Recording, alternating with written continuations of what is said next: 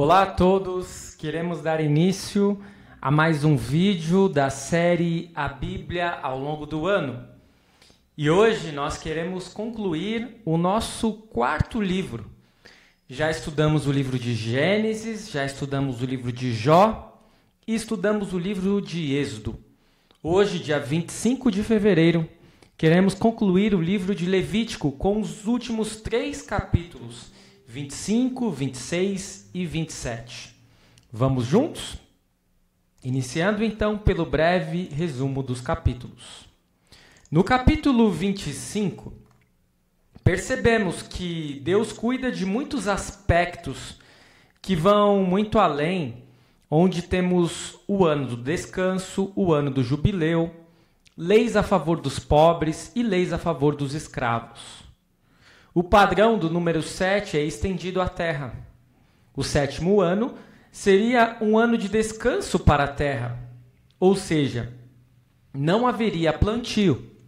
Seria um ano no qual o povo, liberado de grande parte do seu trabalho normal, deveria ser instruído e treinado na lei de Deus. O 50º ano, após o 7º período de 7 anos, ou seja, havia o ano do descanso de 7 em 7 anos. E depois do 7º ano de descanso vinha o 50º ano. Neste seria um outro ano de repouso para a terra que reverteria a seu dono original. Seria conhecido como o ano do jubileu, que teria um duplo propósito: lembrar o povo que a terra pertence a Deus e impedir os ricos de se apossarem de todas as terras. No capítulo 26, temos um rol de bênçãos decorrentes da obediência, mas também, em contrapartida, um rol ainda mais extenso de castigos decorrentes da desobediência. A recompensa pela obediência é retratada por paz e abundância. O melhor é que Deus andaria entre o seu povo, como andara com os primeiros seres humanos no jardim.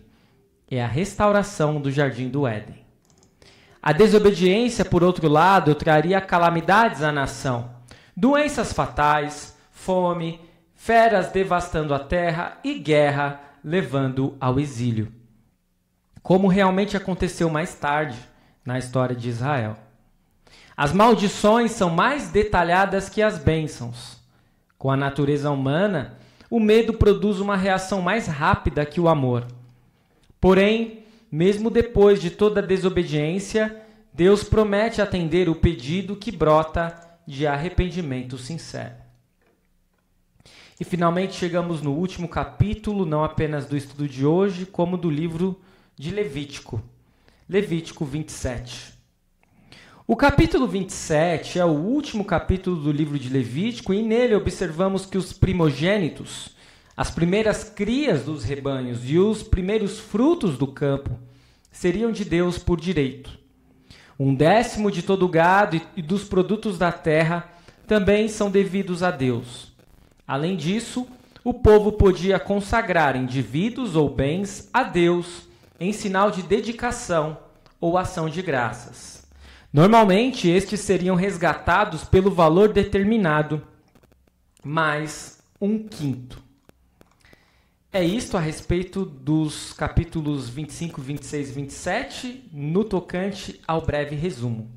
Vamos nos debruçar agora sobre 7 questões e dúvidas que podem surgir ao lermos estes capítulos.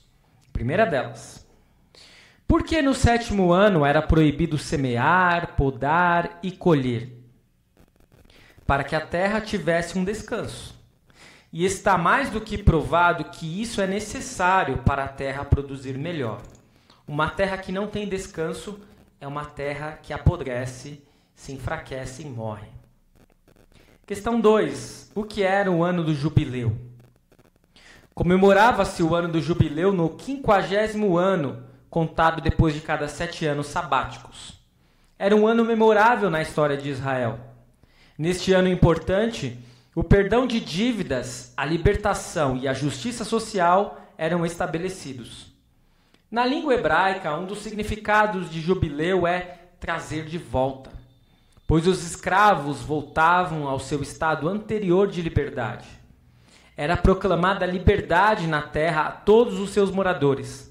Cada um voltaria a ter a sua casa e terra de volta. Questão 3. O que deveria ser feito caso alguém se tornasse pobre? E essa resposta nós temos exatamente no texto de Levítico 25, versículos 35 e 37, que dizem assim: Se alguém do seu povo se tornar pobre e as suas mãos se enfraquecerem, então você tem o dever de sustentá-lo. Ele viverá com você como estrangeiro e peregrino. Não cobre dele juros nem ganho, mas tema o seu Deus para que esse seu irmão possa viver perto de você. Não cobre juros sobre o dinheiro que emprestar a ele, nem dê mantimento a ele esperando obter lucro.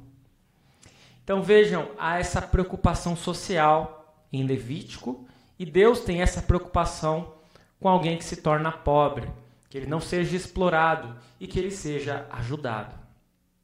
Questão 4. Só era permitido ter escravos estrangeiros. O que isso denota? Essa é uma questão polêmica. Nós podemos pensar, será que Deus era um Deus que fazia acepção de pessoas? Volta e meia nós fazemos esse questionamento no livro de Levítico. Mas a verdade é que Deus não aprovava a escravidão, e nem mesmo para os estrangeiros, apesar de suportá-la. Mas mesmo os estrangeiros tinham direitos para Deus. Questão 5. No capítulo 26, Deus parece demonstrar que a prosperidade ou as desgraças dessa vida dependerão de nossa obediência a Ele. De que modo podemos compreender isto? É um fato de que se nós seguirmos a vontade de Deus, a nossa vida será muito melhor. Nós seremos abençoados. Eu não tenho dúvida disso. Mas nós precisamos observar tudo isso com algumas ressalvas. Neste mundo e nesta vida, todos estão suscetíveis a sofrimentos e aflições, mesmo aqueles que seguem a vontade de Deus. Nós vimos bastante a respeito disso quando nós estudamos o livro de Jó. Por isso, se você não estudou o livro de Jó, fica a dica. Dê uma olhada nos nossos vídeos a respeito do livro de Jó, que você conseguirá observar muito bem isso que eu estou tentando explicar. Mas o fato é que, se nós seguimos a Deus, nós não temos o que temer. Se nós procuramos seguir a vontade de Deus, mesmo que coisas ruins aconteçam, nós sabemos que Deus está conosco. E mesmo se a pior de todas as coisas acontecer, que é a morte, nós temos a esperança da vida eterna. Questão 6. Por que há diferentes gradações no capítulo 27, segundo idade e sexo, a respeito de votos particulares? Deus não trata a todos de forma igual? Eu não falei que volta e meia essa questão volta, né, no estudo do livro de Levítico? E a questão aqui não é a igualdade em si, porque às vezes as pessoas confundem muito tratar todos iguais como igualdade, sendo que igualdade não é tratar todos de forma igual, mas considerar as diferenças existentes entre as pessoas. Por isso que lá no capítulo 27 nós vamos ler que um homem da idade de 20 anos até a de 60, a avaliação será de 600 gramas de prata. Já se for uma mulher, a avaliação será de 360 gramas. E aí vai modificando isso, né, conforme a idade, conforme o sexo. Por quê? Porque as pessoas são diferentes. Você pegar uma criança de 5 anos não é o mesmo que você pegar um idoso de 80 anos. Por isso que é necessário observar as diferenças para tratar as pessoas realmente de forma igualitária. É o que Deus faz. Questão 7 e última questão do livro de Levítico. O que aprendemos acerca do dízimo em Levítico 27? Devemos seguir estes ensinamentos ainda hoje? Nós aprendemos em Levítico 27, especialmente lá no versículo 30 em diante, que todos os dízimos da terra, tanto dos cereais do campo como dos frutos das árvores, são do Senhor. São santos ao Senhor. Portanto, era muito comum que as pessoas dedicassem a 10ª parte de tudo que tinham a Deus. Isso estava prescrito. Mas nós sabemos que hoje isso se modificou um pouco. Mas não quer dizer que nós devemos deixar de trazer ofertas a Deus. Porque nós sabemos que o trabalho da igreja, a proclamação do evangelho, o testemunho, e todas as atividades da igreja necessitam de recursos que são obtidos por meio das ofertas.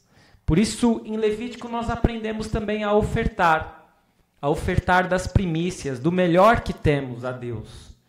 E não há dúvidas de que somos muito abençoados e privilegiados por poder fazer isso. Finalmente chegamos à última parte do último estudo do livro de Levítico, aspectos teológicos. Trago aqui 5 aspectos. Primeiro deles: tal como a humanidade, também a terra precisa descansar. Como a terra pertence a Deus, ela era devolvida a Ele a cada 7 anos. E tudo o que temos pertence ao Senhor, o nosso Criador e Redentor. Honre-o com sua propriedade e com sua vida, pois Ele abençoa e o mantém em seu amor e cuidado. Segundo aspecto: o ano do jubileu restaura as liberdades do povo de Deus. Terras são devolvidas aos proprietários originais. Escravos são libertos. A terra descansa e dívidas são perdoadas. E desta maneira o Senhor enfatiza a liberdade, a família, os direitos de propriedade e devoção, os quais tornam uma nação forte. Em Cristo nós encontramos o nosso jubileu. Nele, os nossos pecados são perdoados e recebemos a nossa eterna herança. Terceiro aspecto teológico: Deus separa os israelitas por meio da sua aliança. Os que entraram na escravidão por causa de dívidas deveriam ser tratados com respeito, pois eles não pertenciam ao seu Senhor, mas a Deus. Hoje, os que estão em Cristo são igualmente beneficiários da graça de Deus. Como somos libertos de nossas dívidas, somos chamados a ter misericórdia dos outros e a libertá-los de suas dívidas. Nós agora esperamos a prometida restauração no jubileu celestial. Quarto e penúltimo aspecto teológico.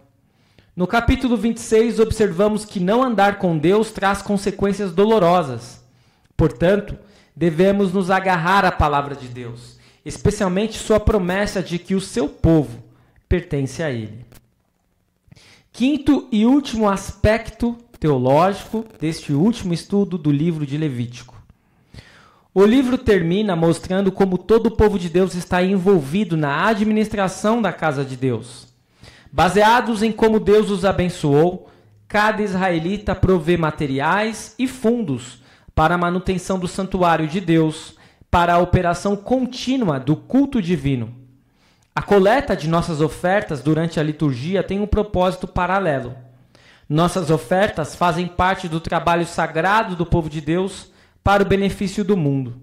Com nossas ofertas, damos testemunho do que Deus fez por meio da cruz do Calvário.